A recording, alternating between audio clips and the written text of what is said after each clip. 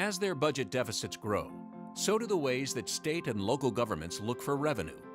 That could mean audits and closer scrutiny of abandoned and unclaimed property.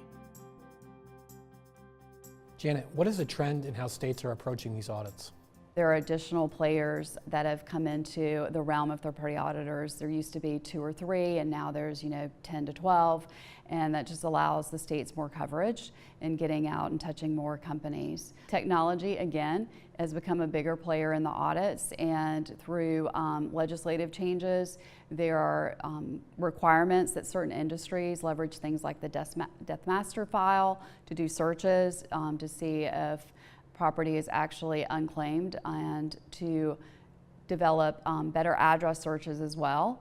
Janet, what impact are cases currently pending in Delaware likely to have on other states and their approach to AUP? Temple Inland, which is actually no longer pending, it was settled, has brought some interesting things to light that we haven't seen historically. And it's opened up the doors for other states to maybe come in and get part of what Delaware has historically been getting. The other case is MoneyGram. So this is an interesting one where the states are actually suing Delaware. So again, we've got state against state, and they're really going after property that they feel like should have come to them versus going to Delaware. So that's an interesting and new trend as well. Companies should be proactive in their tax reporting to avoid an audit, because various kinds of property can meet the definition of unclaimed.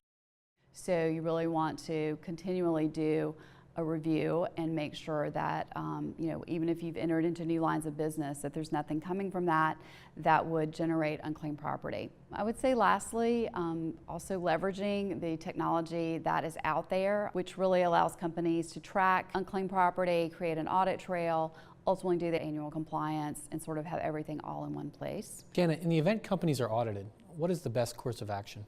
They need to make sure that upper level management is on board, understands that this could be a 2 to 5 year process, really understanding the information that the auditors request prior to turning it over to the auditors.